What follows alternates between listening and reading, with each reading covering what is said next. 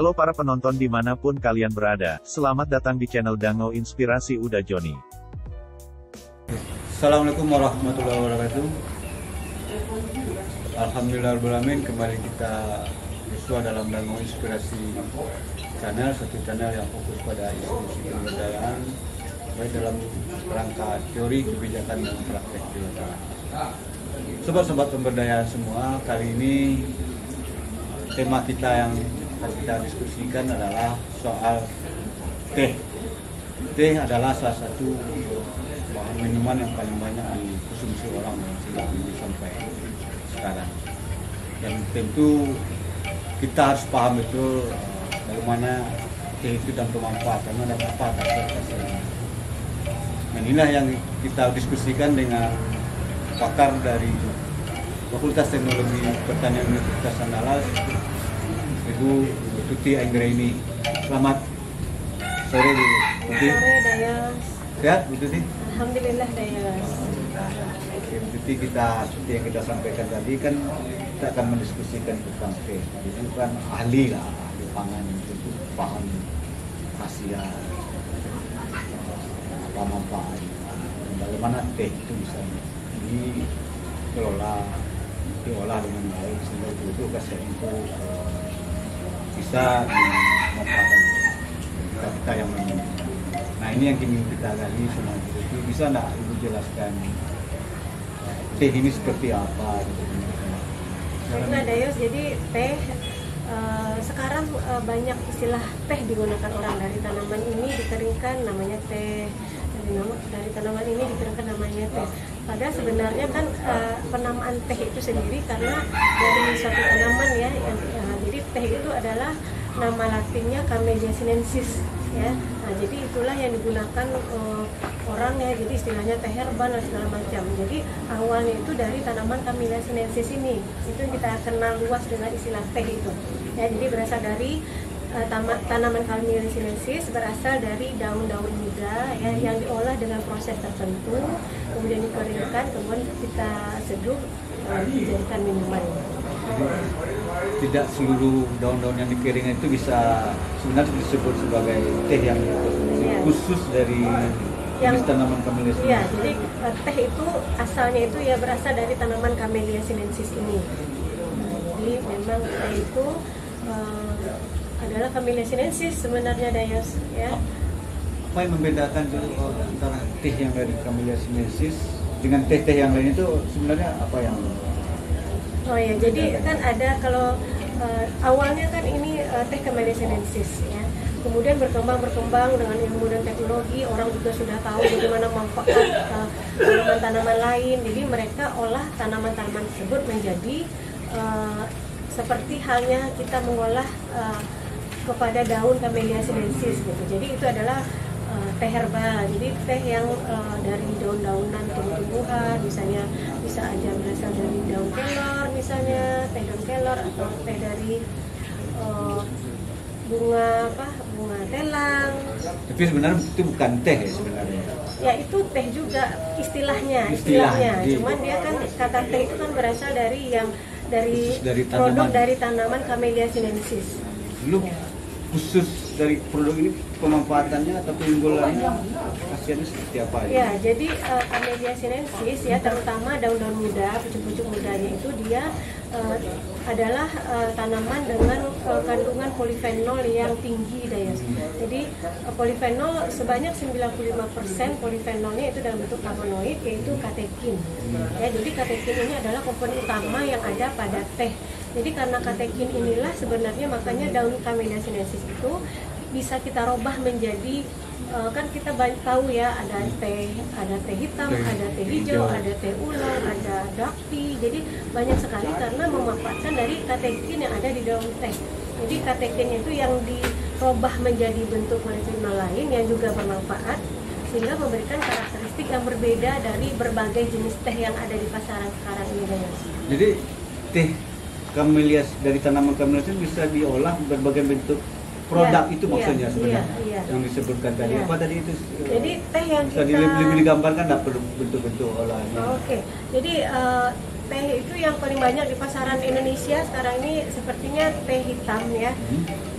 teh hitam, jadi istilahnya black tea ya, black tea ya. Kemudian ada teh hijau atau green tea, ada oolong tea ya, ada oolong tea, ada white tea juga, ada dark tea ya. Jadi ke semua jenis teh ini menghasilkan karakteristik yang berbeda-beda, rasa yang berbeda, aroma yang berbeda ya, karena komposisinya tadi yang diolah dengan proses pengolahan tertentu gitu, menghasilkan hasil akhir yang berbeda-beda ini.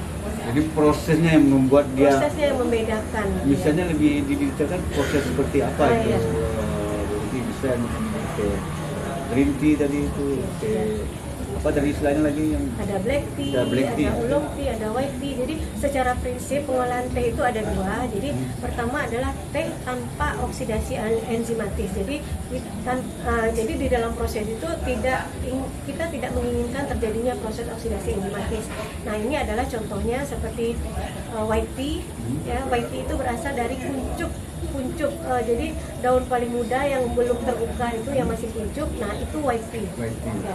Kemudian ada green tea atau teh hijau. Teh hijau itu adalah teh yang dilakukan tanpa proses oksidasi enzimatis. Jadi secara prinsip untuk teh hijau ini kita pertahankan kandungan-kandungan yang bermanfaat yang ada di dalam teh. Jadi hanya kita lakukan proses pengeringan saja ya, pengeringan, kemudian kita pertahankanlah secara prinsip ya, supaya dia tidak berubah. Jadi sehingga karakteristik dari teh hijau ini dia akan memberikan warna hijau ya, karena warna klorofil yang ada di dalam teh dia akan terdispersi masuk ke dalam air gitu ya. Kemudian yang kedua adalah teh yang dengan oksidasi enzimatis ya, kan ada dua basic kategori pengolahan teh, yang tanpa oksidasi enzimatis dan dengan oksidasi enzimatis ya. Yang dengan oksidasi enzimatis ini adalah contohnya black tea, teh hitam ya. Jadi teh hitam itu jadi dalam secara prinsip dia diolah ya. Jadi katekinnya itu kita oksidasi secara enzimatis. Jadi hanya melibatkan enzim yang memang terdapat pada daun teh ya, dengan bantuan oksigen, kemudian dengan proses kondensasi ya. Jadi dia butuh juga kandungan air ya, sehingga pada saat oksidasi enzimatis itu ruangan tempat kita melakukan proses pengolahan itu kelembabannya itu harus tinggi Dayos, sehingga menghasilkan produk akhir yang berwarna. Jadi perubahannya itu dari katekin menjadi bisflavonal, ortoquinol, kemudian teflavin dan terubigin. Dan teflavin dan terubigin ini produk akhir dari oksidasi enzimatis yang black tea tadi.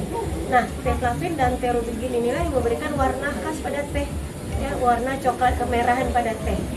Nah, itu dia Dayos. Kalau teh oolong itu adalah semi oksidasi enzimatis, sehingga kalau kita olah menjadi teh oolong dia hanya oksidasi enzimatis sebagian. Jadi warnanya tidak akan sekuat di warna teh hitam. Nah, jadi kalau proses ini kan kita balik kepada petani yang memasukkan teh, itu bisa dilakukan sendiri nggak? Dua proses atau dua karakteristik pengolahan teh dan iya, bisa. Atau harus melalui pabrikan proses pengolahannya atau? Iya. Kalau di Sumatera Barat sendiri sampai saat ini kan pengolahan itu masih dilakukan oleh industri-industri ya Dayos ya. Tetapi dia bisa juga dilakukan oleh misalnya kita aja lah ya, kita menanam daun teh depan rumah, mau kita olah menjadi teh ya bisa saja. Jadi tinggal kita petik, kita sangrai saja, kita sangrai sampai dia kering ya sudah. Itu sudah prinsip pengolahan teh hijau itu Dayos.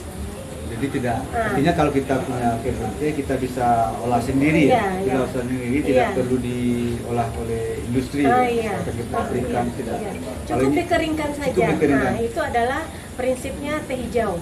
Jadi cukup dikeringkan saja. Kalau teh hitam, oksidasi enzimatisnya ini tentu punya beberapa persyaratan. Salah satunya adalah kelembabannya yang tinggi. Jadi itu mungkin yang agak susah kita mengkondisikannya kalau di rumah. Nah, kalau secara khasiat seperti apa nih antara dua jenis teh? Mana yang terbaik untuk kita konsumsi, untuk kesehatan kita atau untuk jadi ini contohnya kita hanya membandingkan teh hitam dengan teh hijau. Syarat kita membandingkan tentu bahan bakunya harus sama ya. Jadi yang teh hijau ini kita karena warnanya itu kan hijau, warna hijau itu dari klorofil ya. Klorofil itu juga antioksidan, jadi baik untuk kesehatan. Kemudian teh hijau ini kan mempunyai kandungan katekin yang tinggi Dayos, jadi sehingga dari segi rasa teh hijau ini dia akan berasa lebih sepat dibandingkan teh yang hitam. Jadi kontribusi rasa sepatnya ini karena adalah senyawa katekin tadi. Nah, jadi intinya di dalam teh yang berkontribusi terhadap rasa sepat itu adalah katekin. Ya, jadi katekinnya itu kan tidak kita ganggu-ganggu itu Dayos. Nah, jadi kita pertahankanlah di teh hijau itu. Jadi proses-proses pengolahan ini untuk meminimalisir penurunan katekin tadi. Sedangkan kalau kita sudah olah menjadi teh hitam, ya, jadi katekin tadi yang dioksidasi menjadi bentuk polifenol lain. Jadi hanya polifenol 1 kita rubah bentuk menjadi bentuk polifenol lain, dan dia juga antioksidan, Dayos. Jadi fungsinya juga sebagai antioksidan. Jadi meskipun sudah berubah menjadi teflavin dan terubidin, teflavin dan terubidin ini merupakan senyawa polifenol juga yang juga berfungsi sebagai antioksidan. Ya, tetapi mungkin antioksidan itu kan ada yang memang kuat, ya, kuat sebagai antioksidan, ada yang agak lemah gitu ya. Nah, memang kalau katekin itu ada banyak jenisnya, Dayos. Jadi salah satunya adalah ada namanya epigalokatekin galat, ya. Itu ada di teh semua? Ada semua di teh. Jadi di teh itu ada katekin namanya, ada epikatekin, dan ada epigalokatekin galat, galokatekin. Jadi ada lagi antioksidan juga? Antioksidan semua, ya. Jadi tetapi di antara katekin itu yang paling kuat sebagai antioksidan itu adalah epigalokatekin galat ini. Yang terdapat di teh hijau banyak. Jadi artinya kalau untuk kesehatan iya, lebih bagus mengkonsumsi teh hijau. Agak lebih kuat karena dia mengandung epigalokatekin galat yang lebih tinggi dibandingkan dengan teh hitam.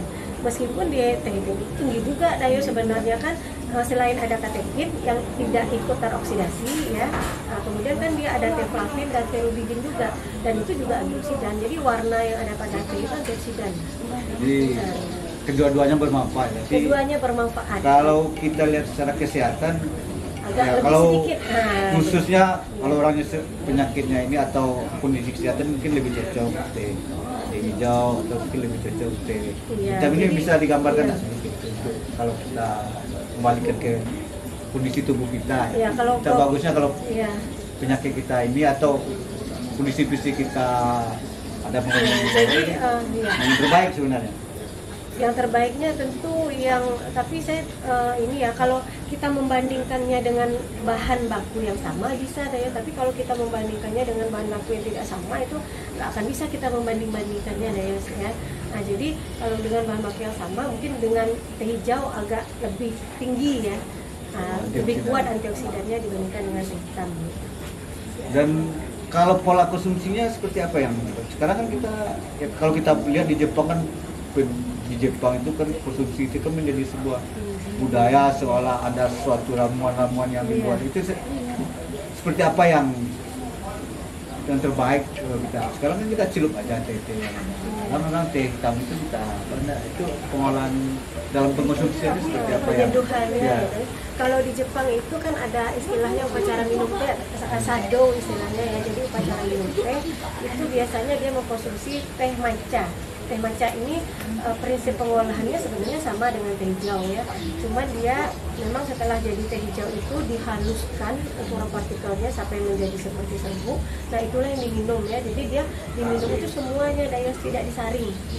Ya, tidak disaring, kemudian hanya diaduk-aduk sedemikian rupa sampai timbul nanti agak dia berbuih, ya. Jadi karena di teh itu juga mengandung saponin, Dayos. Jadi dia bisa berbusa kalau kita aduk-aduk, gitu. Dan itu kandungan tadi itu bermanfaat juga seperti saponin tadi. Iya. Kayak orang Jepang juga dengan mengapa dia lakukan seperti itu, ada alasan secara kesehatan atau secara kasihan.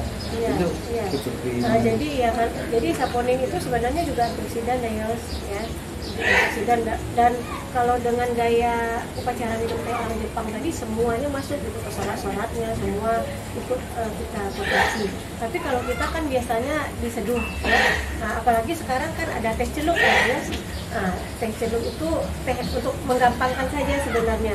Cuman sebenarnya kalau teh celup itu kan untuk kemudahannya sangat mudah kita untuk meminumnya, tetapi sebenarnya dia kalau teh celup itu kan kita menggunakan tea bag, ya. Tea bagnya ini barangkali juga agak mungkin menggunakan ada pemutih sedikit, Dayos. Mungkin ada benang yang digunakan juga kan, Dayos. Nah, itu kan juga mengandung pemutih mungkin. Jadi mungkin kalau menurut saya alangkah baiknya kalau kita menyeduh teh itu langsung saja Dayos. Jadi langsung ya, jadi teh yang tidak pakai tea bag kita saring pakai saringan, kemudian kita tuangkan air panas begitu. Jadi ini nama sistemnya ya seperti perkolasi lah ya, jadi kita larutkan pelarut ke dalam teh kita. Jadi kebiasaan kita seperti dulu kan teh yang serbuk itu langsung dituangkan. Iya, teh tubruk ya Dayos. Itu lebih baik dari teh yang kayak celup yang Iya. sudah di fase-fase itu Iya, lebih baik iya. sebenarnya. Iya, sebenarnya lebih baik dari segi cara penyeduhan ya Dayos. Secara khasiat Secara khasiat ya kalau khasiat kan sama Dayos, ya. Tetapi mungkin karena tea bag kan di dalam tea bag ini kan kita kadang-kadang tidak tahu ya. Jadi teh itu sifatnya higroskopis. Ketika penyimpanannya mungkin kelembabannya tinggi ya, jadi karena di higroskopis itu dia menyerap uap air yang ada di udara ini. Jadi sehingga kalau kandungan airnya tinggi ya, jadi teh itu sesuai SNI kadar air maksimalnya itu 8%. Tetapi bisa jadi dengan penyimpanan yang tidak benar ya, dia mungkin akan meningkat kandungan airnya. Nah, sehingga mungkin mikroorganisme dapat tumbuh di situ. Nah, kalau dia di dalam bentuk tea bag kan kita tidak bisa lihat isi di dalamnya. Nah, jadi kita tidak bisa tahu apa kandungan tea bag ini ya. Iya. Makanya mungkin ini menjadi mungkin yang lebih segar, yang lebih bubuk seperti itu yang lebih baik. Dari bubuk kan kita bisa lihat, jadi dari teh kering sendiri kita bisa lihat ini kualitas tehnya. Jadi kalau memang ukuran partikel daun muda itu kelihatan khas itu Dayos. Nah, tetapi nanti kalau yang dia berasal dari tulang-tulang daun atau daun-daun muda itu kan banyaknya hanya serat-seratnya saja. Nah, jadi mungkin barangkali ya kalau tea bag mungkin ya kita tidak tahu isinya ya Dayos, mungkin banyak serat-seratnya ya. Nah ini untuk kualitasnya kan ada orang bilang ini kualitas terbaik dari pucuknya. Bagi Bu, ini mana yang terbaik nih? Apakah yang dari pucuknya atau yang dari biasa? Jadi secara bahan baku ya untuk kualitas sendiri, jadi semakin tinggi posisinya yang ada di tanaman itu semakin muda dia itu semakin bagus Dayos. Nah, jadi seperti yang paling pucuk, yang paling atas itu kan istilahnya pucuk peko ya, atau tips istilahnya ya. Jadi dia ada daun paling muda yang masih kuncup belum terbuka. Nah itu yang paling bagus. Jadi itu diolah menjadi white tea istilahnya dalam Dayos. Jadi kenapa namanya white tea? Karena di permukaan di bawah daun itu ada bulu-bulu halus yang berisi komponen-komponen aromatis yang banyak, yang baik di teh. Jadi sehingga kalau white tea itu diolah dia menghasilkan komponen aroma yang lebih baik dibandingkan daun-daun yang di bawah-bawahnya begitu Dayos. Nah, jadi posisinya itu begitu Dayos. Jadi yang paling muda, kemudian daun-daun muda di bawahnya. Jadi sebenarnya secara idealnya, jadi pemetikan teh itu ada dua sebenarnya, ada fine plucking dan ada coarse plucking. Jadi kalau fine plucking ini satu pucuk kuncup tadi dengan 2 daun muda. Kemudian coarse plucking itu yang agak kasar, satu kuncup dengan 3 daun muda. Nah itu udah coarse itu. Nah sekarang mungkin kenyataan yang ada di tempat kita mungkin lebih-lebih dari coarse plucking. Jadi kadang-kadang petani itu memetiknya sampai ke daun-daun tua gitu. Jadi itu kalau daun tua tentu saja KTP-nya juga rendah Dayos. Jadi sehingga kita jadikan, jadi kita semakin muda semakin bagus. Semakin bagus dia. Terakhir apa saran Ibu bagi masyarakat yang positif supaya teh ini betul-betul bermanfaat secara kandungan untuk apa saran-saran? Ya, jadi teh ini adalah minuman yang tinggi antioksidan, jadi sangat baik untuk dikonsumsi ya. Misalnya pagi hari kita boleh mengkonsumsinya dengan gula sedikit gitu. Kemudian kalau kita mau lakukan misalnya minum teh lagi, sebaiknya kita mengkonsumsinya tanpa gula. Begitu Dayos. Kemudian sebaiknya teh yang kita seduh itu sebaiknya kita seduh sendiri gitu. Jadi jangan pakai, ya kalau dapat ya tidak yang tea bag, yang bisa kita lihat lah partikel tehnya gitu. Akan lebih baik Nah, lagi. itu lebih Mungkin baik. teh yang kita ambil sendiri, kita olah sendiri gitu. Iya, kita tanam sendiri di depan rumah ya ya sudah. Kalau air panasnya itu nggak ada pengaruhnya tuh. Nah, kalau tingkat kepanasan air itu lebih ke proses ekstraksinya sebenarnya ya. Jadi semakin panas dia tentu semakin banyak yang terekstrak. Cuma nanti di para pecinta teh mereka punya sendiri. Jadi mungkin kalau teh hijau dengan suhu segini, teh hitam dengan suhu segini itu lebih untuk bagaimana cara mereka menikmati minum tehnya. Jadi tentu dengan keterbatasan proses ekstraksinya. Terima kasih Bu Tuti, menarik dengan diskusi kita teh, dan teh adalah salah satu minuman yang paling banyak yang itu akan lebih baik kita punya banyak pengetahuan bagaimana pengolahannya, mengolah, termasuk bagaimana kita melakukan atau menyeduh tehnya itu sendiri. Saya kira itu kalau sobat pemberdayaan semua diskusi kita hari ini mudah-mudahan bermanfaat. Terima kasih sekali lagi Ya, sama-sama. Bu Tuti, kita akhiri dengan Assalamualaikum warahmatullahi wabarakatuh. Video kami kali ini, terima kasih sudah menonton. Jangan lupa untuk like, komen, dan subscribe untuk mengikuti perkembangan terbaru dari channel ini. Sampai jumpa di video selanjutnya.